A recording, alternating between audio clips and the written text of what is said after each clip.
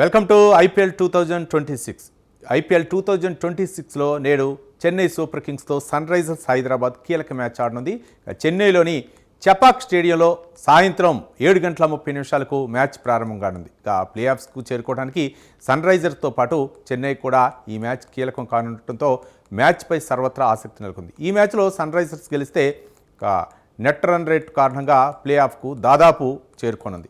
Chennai ఓడితే Gujarat Titans కూడా దాదాపు play ఆఫ్కు అర్హత సాధించే అవకాశం ఉండగా చెన్నై సెమీస్ ఆశలు క్లిష్టతరం కానున్నాయి. మరోవైపు ఈ మ్యాచ్లో ఎంఎస్ ధోని ఆడతారా లేదా అన్న అంశంపై అభిమానులు ఆసక్తి నెలకొంది. సిఎస్కేకు చెన్నై హోమ్ గ్రౌండ్లో ఇదే చివరి మ్యాచ్ కానుండటంతో ధోని బరిలోకి దిగే అవకాశాలున్నాయని భావిస్తున్నారు.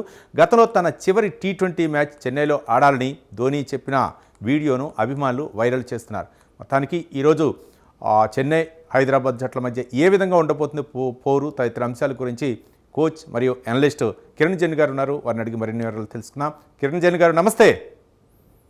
నమస్తే సార్.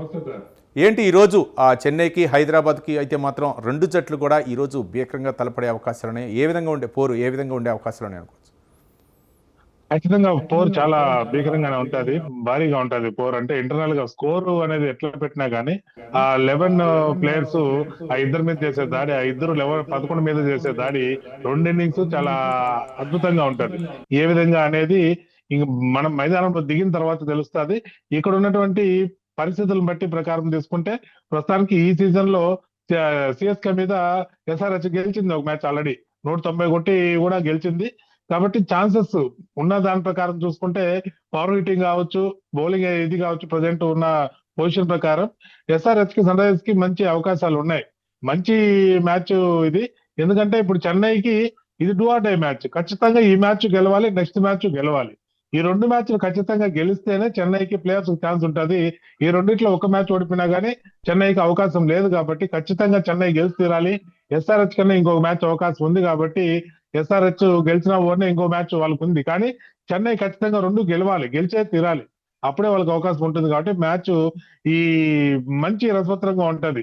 ఈ ఎస్ఆర్హెచ్ కూడా ఈ మ్యాచ్ తోనే వాళ్ళ బర్త్ కన్ఫర్మ్ చేసుకోవాలనుకుంటారు. కానీ నెక్స్ట్ మ్యాచ్ కి ఇంకో మ్యాచ్ ఉంది కదా అనే నెగ్లిజెన్స్ వాళ్ళు ఉండరు. ఖచ్చితంగా ఈ మ్యాచ్ గెలవాలనే ఊపుతోనే ఉంటారు. కాబట్టి మ్యాచ్ చాలా రసవత్తరంగా ఉంటుంది. టాస్ చాలా కీలకం అవుతుంది గారు. అంటే మొత్తానికి ధోని అయితే మాత్రం చివరి మ్యాచ్ మాత్రం ఆడతా అని గతంలో చెప్పినటువంటి వీడియోలు అయితే మాత్రం ఇప్పుడు చాలా వైరల్ అవుతున్నాయి. ఈరోజు ధోని కనుక ఆడే అవకాశాలు ఉన్నాయి అనుకోవచ్చా? ఖచ్చితంగా మనిషి యొక్క ఆశకి అతని యొక్క స్వార్థానికి అంతం ఉండదు. కానీ ఆట యొక్క విషయానికి వస్తే అది వేరే. ఇది ఏదో ఫ్రెండ్లీ మ్యాచ్ అయితే ఖచ్చితంగా ధోని ఒక మ్యాచ్ ఆడేసి బాయ్ అని చెప్పొచ్చు. కానీ ఇది ఒక ప్రపంచంలోనే అతిపెద్ద ఈవెంట్, బాగా కాస్ట్లీ ఈవెంట్. ఇలాంటి ఈవెంట్ లో డూ ఆర్ డై మ్యాచ్ లో వీళ్ళు ఛాన్స్ తీసుకుంటారు ధోనిని ఆడించి అని మాత్రం అనుకోవడం లేదు. ఎందుకంటే ధోని ఆడడము అభిమానుల కోసము లేకపోతే స్పాన్సర్లు యాడ్స్ కోసము తప్పితే మ్యాచ్ గెలవడానికి ఖచ్చితంగా ధోని ఉండాలి అనే ఉద్దేశంతో అనే ఉద్దేశం లేదు. ఎందుకంటే ధోని యొక్క ఫిట్నెస్ మీద గతంలో టాప్ ప్లేయర్, దాంట్లో కాదనం. ఎలాంటి టాప్ ప్లేయర్ అయినా ఎలాంటి వీరుడైనా ఒక సందర్భంలో ఓడిపోతున్నా రిటైర్మెంట్ ఇవ్వాల్సి ఉంది. కానీ రిటైర్మెంట్ పరంగా తీసుకుంటే ధోని ఆల్రెడీ సీజన్ ముందే చెప్పేసి ఉంటే కొంచెం గౌరవంగా ఉండేది. లేదంటే సీజన్ ఫస్ట్ మ్యాచ్ ఆడేసి అందరికి బాగా చెప్పేసి ఉంటే బాగుండేది. కానీ ఈ మ్యాచ్ లో ధోని రావడం అనేది అంటే క్రికెటర్ గా మ్యాచ్ చూడడానికి ఉపయోగపడుతుంది. కానీ మ్యాచ్ అనాలిసిస్ ప్రకారం ఎత్తుకుంటే ధోని ఆడడం అనేది సబబ్ అయితే కాదు ఖచ్చితంగా. ఎందుకంటే వాళ్ళకి గెలుపు అనేది కంపల్సరీ కాబట్టి. అదే నెక్స్ట్ మ్యాచ్ ఒకవేళ ఈ మ్యాచ్ ఓడిపోయి నెక్స్ట్ మ్యాచ్ గెలిచినా ఓడినా ఒకటే కాబట్టి అప్పుడు ధోని ఆడినా పర్లేదు అనుకోవచ్చు. కాబట్టి అప్పుడు మ్యాచ్ చెన్నైలో ఉండదు. కాబట్టి చెన్నై అభిమానులు ధోనిని చూడాలనుకోవడం అది వేరే, అభిమానం వేరే, ఇక్కడ జరుగుతున్నటువంటి సిచ్యువేషన్ వేరే. కాబట్టి అభిమానులుగా మాత్రం అర్థం చేసుకునే పరిణితి రావాలి. లేదంటే చాలా బాధలు పడాల్సి వస్తుంది టీం కూడా.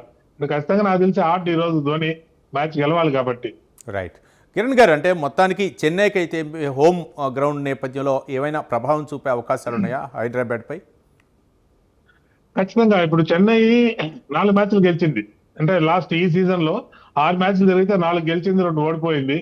అది ఫస్ట్ బ్యాటింగ్ ఒకసారి ఓడిపోయింది, చేజింగ్ లో ఒకసారి ఓడిపోయింది. ఈ పరిస్థితి ఏమిరా అంటే వీళ్ళు చేసినటువంటి టార్గెట్ ఏదైతే 205 కొట్టినా 209 కొట్టించేశారు, 159 కొట్టినా వీళ్ళు కొట్టించేశారు. అంటే ఫస్ట్ బ్యాటింగ్ చేసి 150 కొట్టించారు, 200 కొట్టి కూడా కొట్టించేశారు. ఈ చేసింగ్ లోనే వీళ్ళు గెలవడం, ఒక మ్యాచ్ 3 మ్యాచ్లు చేసింగ్ లో కూడా గెలిచారు వీళ్ళు. అంటే ఈ గ్రౌండ్ లో భారీగా 220 పైగా పరుగులు రాలేదు ఈ ఐపీఎల్ 2026 లో. 210 212 హైయెస్ట్ స్కోర్. మిగతా 6 మ్యాచ్లు జరిగితే 6 మ్యాచ్ల్లో 212 హైయెస్ట్ స్కోర్. ఇది 7వ మ్యాచ్ జరుగుతుంది, చూడాలి దీంట్లో ఎన్ని పరుగులు వస్తాయని. నాకు తెలిసి 200 210 అంటే 220 దాటితే ఫస్ట్ బ్యాటింగ్ వాళ్ళు ఖచ్చితంగా గెలిచిపోతారు. ఎందుకంటే ఆ పిచ్ యొక్క స్వభావం ఆ విధంగా ఉంది. అదే ఫస్ట్ బ్యాటింగ్ చేసినప్పుడు 160 170 కూడా రాలేదు ఒక మ్యాచ్ కూడా. 2 మ్యాచ్లు 160 లోపల ఉన్నాయి, మిగతా 4 మ్యాచ్లు 200 బార్డర్లు, ఒక 194 202 203 209 ఇలాగే ఉన్నాయి. భారీగా స్కోర్లు మలచలేకపోతున్నారు ఈ గ్రౌండ్ లో. కాబట్టి భారీగా మంచి అవకాశం SRH కుంది. ఈ చెన్నై సూపర్ కింగ్స్ అయితే కనపడడం లేదు. అంత భారీగా రన్స్ ని కన్వర్ట్ చేసే అంతగా చెన్నై టీమ్ లో అంత పెద్ద ప్లేయర్స్ కనపడడం లేదు. ఈ టీమ్ ప్లేయర్స్ ఎత్తుకుంటే SRH లో బ్రహ్మాండంగా ఉన్నారు. కాబట్టి 220 పైన చెన్నై ఫస్ట్ బ్యాటింగ్ లో కొట్టగలిగితే ఖచ్చితంగా SRH ఆపగలుగుతుంది.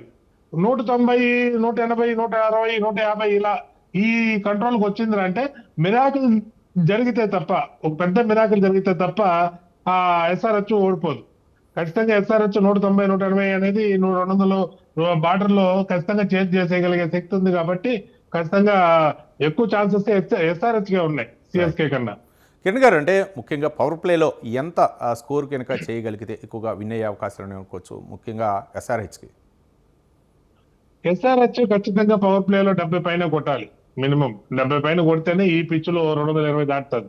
70 పైన కొట్టలేదురా అంటే 200 బార్డర్ లోనే ఉంటారు, 190 210 బార్డర్ లోనే ఉంటారు. 70 పైన కొట్టగలిగి చెక్ చేసుకుని ఆడగలిగితే అతి షాట్లకి వెళ్ళి ఓవర్ కన్వర్ట్ చేసి కొట్టడానికి పోకుండా పద్ధతికి వాళ్ళ ఆట వాళ్ళు ఆడితే ఈజీగా 220 దాటగలుగుతారు. ఒకవేళ వికెట్లు పడిపోయి 40 50 60 లోపల కానీ స్కోర్ ఉంటే 180 190 మాక్సిమం, అంటే దాని మించి అయితే పోదు. అలాంటి సిచ్యువేషన్ లో ఖచ్చితంగా సెకండ్ బ్యాటింగ్ చేసే వాళ్ళకి గెలిచే ఛాన్స్ బాగా మెండుగా ఉంటది. కాబట్టి ఫస్ట్ బ్యాటింగ్ చేసే వాళ్ళు ఖచ్చితంగా ఇది డిసైడ్ అయిపోతుంది ఫస్ట్ బ్యాటింగ్ లోనే ఏం జరగచ్చు అనేది. కిరణ్ గారు, అంటే చెన్నై విషయానికి వస్తే చెన్నైలో అయితే మాత్రం సంజయ్ శాంసన్ ఒక కీలకమైనటువంటి బ్యాట్స్మెన్. ఆయన ఆడితేనే ఎక్కువగా మ్యాచ్ గెలిచేటటువంటి అవకాశాలు ఉన్నాయి. ఈరోజు ఏ విధంగా ఉండే అవకాశాలు ఉన్నాయి? ఖచ్చితంగా సంజయ్ శాంసన్ ఖచ్చితంగా మంచి బ్యాట్స్మెన్, దాంట్లో డౌట్ ఏం లేదు. మంచి బ్యాట్స్మెన్, వికెట్ కీపర్. కాబట్టి అతను ఆడితే గెలిచే అవకాశం ఎందుకుంది అంటే అతను ఆడేదే పవర్ ప్లే లో. కాబట్టి ఆ పవర్ ప్లే లో నువ్వు ఇచ్చే పవర్ ఏదైతే ఉంటుందో ఆ పవరే 20 ఓవర్స్ దాకా ఆ టీం క్యారీ చేయగలుగుతుంది. ఆ పవర్ ప్లే లో మనం ఇచ్చే ఆ స్పీడ్ నే మీ అనుకుంటే బోగిలన్నీ లాక్కోగలుగుతాయి. ముందు ఇంజన్ లాంటి వాళ్ళు అనమాట. పవర్ ప్లే లో ఓపెనింగ్ పేరు అనేది ఇంజన్ లాంటి వాళ్ళు. ఈ మధ్యలో ఒక ఇంజన్ వస్తే తప్ప మ్యాచ్ తీసుకొని పోవడానికి అవకాశం ఉండదు. అది చాలా రేర్ గా జరుగుతాయి. ఇతను ఎవరైతే సంజయ్ శాంసన్ ఉన్నాడో గైక్వాడ్ తో పాటు బిల్ భారీ స్కోర్ చేయకపోయినా వికెట్ పడకుండా 50 పైన స్కోర్ పెట్టగలిగితే ఈజీగా 200 మార్కులు దాటగలుగుతారు. సంజు శాంసన్ కానీ గైక్వాడ్ ఓపెనింగ్ పేర్ లో వికెట్ పడకుండా 50 పైన కానీ పవర్ ప్లే లో చేయగలిగితే, 50 పైన 60 అరౌండ్ లో చేయగలిగినా కానీ 200+ వాళ్ళు యాక్సిలేట్ చేయగలుగుతారు. కానీ వికెట్ పడి 50 దాకా వచ్చింది అంటే 200+ అనేది గగనం ఈ పిచ్ పైన మాత్రం. మళ్ళీ డ్యూ కూడా ఉంటుంది కాబట్టి ఒకసారి డ్యూ సహకరిస్తుంది, ఒక్కోసారి పిచ్ లో ప్రభావం ఏది వచ్చిందంటే స్పిన్ సహకరిస్తుంది.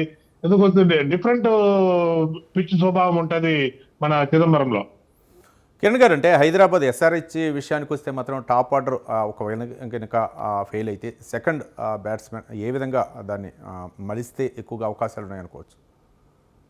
ఖచ్చితంగా మంచి ఛాన్సెస్ ఉన్నాయి. ఎందుకంటే బ్యాక్ డౌన్ ద వికెట్స్ వచ్చే వాళ్ళు కూడా మనకి ఇషాంత్ కిషన్, క్లాసెన్, రెడ్డి వీళ్ళంతా కూడా ఏమన్నా అంటే బాగా కూల్ చేసేవాళ్ళే.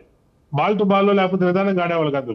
రన్ రేట్ ని 200, స్ట్రైక్ రేట్ 200+ పెట్టగలిగే వాళ్ళే. ఇంకా క్లాసెన్ గురించి చెప్పాల్సిన పని లేదు. క్లాసెన్ వాళ్ళకి ఒక వరం. ఇన్ని మ్యాచ్లు గెలిచారంటే దానికి కారణం ఏమనంటే మిగతా అందరూ ఒకరు 100 కొట్టారు, ఇంకొకరు 100 కొట్టారు కాదు.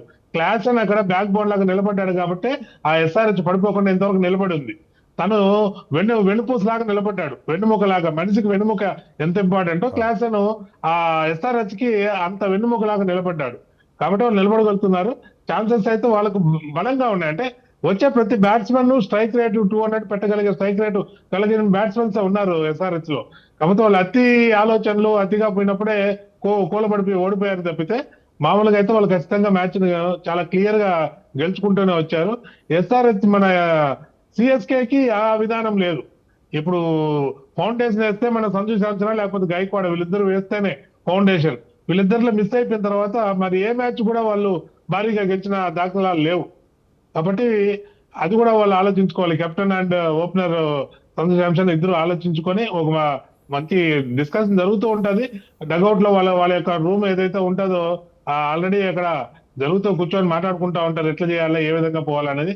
మాటలు కాదు, ఆ ఇంప్లిమెంటేషన్ అనేది ఎవరు పెడతారా ఈ రోజు అనేది కూడా మనము చూడాల్సి వస్తుంది. ఎవరు హుషారుగా ఉన్నారు, 10% కాన్ఫిడెన్స్ గా ఎవరున్నారు, వారి యొక్క మనోధైర్యాన్ని మనోబలాన్ని నమ్ముకొని ఎవరు దిగుతున్నారు అనే దాన్ని బట్టే కొద్దిగా మార్పు అనేది జరుగుతుంది.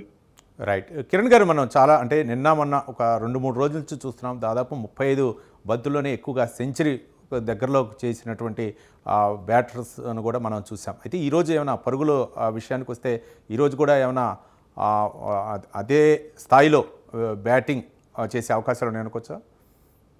ఖచ్చితంగా 35-40 బాల్లో సెంచరీలు అంటే ఇక్కడ కొంతమందికి మాత్రమే అవకాశం ఉంది. అంత పవర్ ఉన్న దీంట్లో ఒక హెడ్ కూడా అంత ఫాస్ట్గా రాలేడు. వస్తే ఇషాంత్ కిషన్ కు అవకాశం ఉంది, లేదంటే మన అభిషేక్ కు అవకాశం ఉంది. వీళ్ళిద్దరు అయితేనే 35-40 బాళ్ళకి పవర్ హిట్ చేస్తూ లాక్కోగలిగిన బ్యాట్స్మెన్స్. మిగతా అంతా 50 బాళ్ళు 60 బాళ్ళు ఈ టైప్ లో సెంచరీలకు రాగలిగినటువంటి బ్యాట్స్మెన్లే కానీ ఈ 30-40 బాల్స్ మధ్యలో సెంచరీ చేయగలిగే బ్యాట్స్మెన్స్ వీళ్ళిద్దరు. ఇంకా చెన్నైలో ఇంకా గైక్వాడ్ కానీ ఫస్ట్ నుంచి ఏమి రెచ్చిపోడు. ఖచ్చితంగా 40+ అంటే 50+ బాల్స్ లోనే మిగతా బ్యాట్స్మెన్స్ అందరూ సెంచరీలు చేయగలిగే కెపాసిటీ ఉన్నవాళ్ళు. 30-40 అని అంటే ఏమిరా అంటే అదొక మెంటాలిటీ అనేది డిఫరెంట్ గా ఉండాలి. ఆ డిఫరెంట్ మెంటాలిటీ కలిగిన బ్యాట్స్మెన్స్ ఎవరు అంటే వీళ్ళిద్దరు మాత్రమే ఉన్నారు.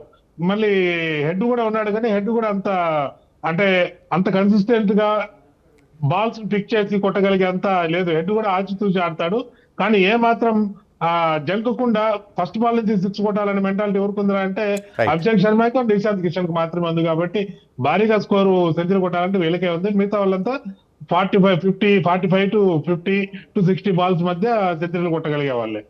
చూద్దాం ఎవరు ఎలా ప్లే చేస్తారో చూద్దాం. రైట్, థ్యాంక్ యూ అండి కిరణ్ గారు, కోచ్ మరియు అనలిస్ట్ ఈ యొక్క విశ్లేషణ అందించినందుకు. మొత్తానికి చెన్నై అలాగే హైదరాబాద్ జట్ల మధ్య అయితే మాత్రం ఈరోజు చెన్నైలోని చపాక్ స్టేడియంలో అయితే మాత్రం 7:30 మ్యాచ్ అయితే ఉంటుంది. ఇక 2 జట్ల మధ్య ఎవరు గెలుస్తారని వేచి చూద్దాం. ఇది ఇవాళ IPL అప్డేట్స్.